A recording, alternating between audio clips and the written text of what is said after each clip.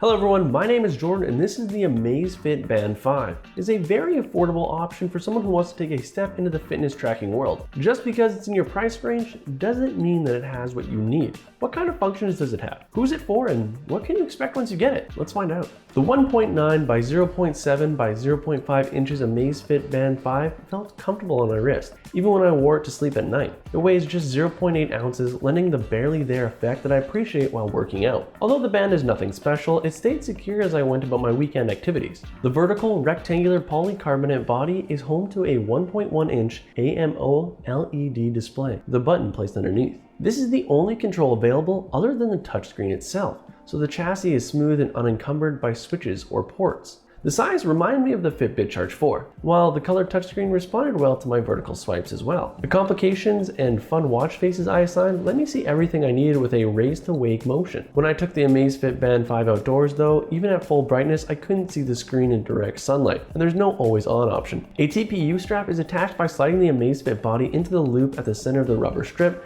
making it easy to remove, clean, and replace. The strap is fastened by sliding it through a hoop at one end and pressing the rubber clip into one of the holes on the other length. The 162 to 235mm range means that those with smaller wrists will find it a bit loose unless you're willing to make a few holes of your own. It also lacks the security of a double loop, so catching the Amazfit Band on something could see it leaving your wrist in a hurry. Flipping the device over reveals a panel with various sensors plus the twin charging plates for the included magnetic charger. The display is bright and clear when used indoors or at the gym, but I did have to boost it right up to the maximum brightness to be able to read it outside in bright sunlight. There's no automatic brightness setting, probably due to the lack of an ambient sensor, so you'll need to adjust it as you go. Reading can be a challenge at times due to the tiny fonts employed on several of the available watch faces. Sub-menus also feature diminutive text, so if you're not eagle-eyed, then you'll need to raise your wrist quite high to be able to keep track of what's going on. Thankfully, the watch face store has a good range of free alternatives, ranging from simple designs to more intricate ones that show health-related metrics. All of these can be quickly swapped via the Zepp app on your smartphone.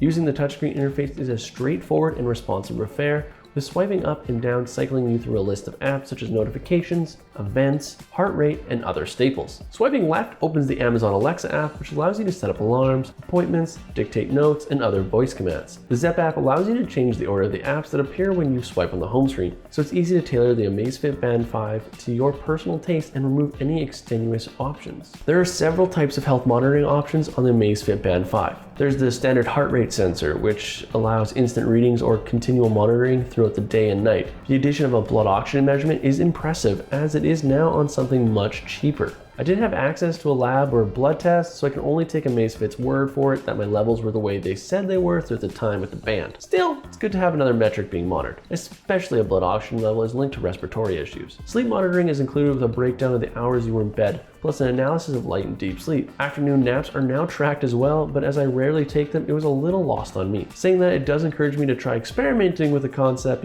for science. There are also a couple of additional features that measure stress or encourage you to engage in concentrative meditative breathing for a minute or two. Both are welcome inclusions and ones that can help you stop and rest for brief periods throughout the day.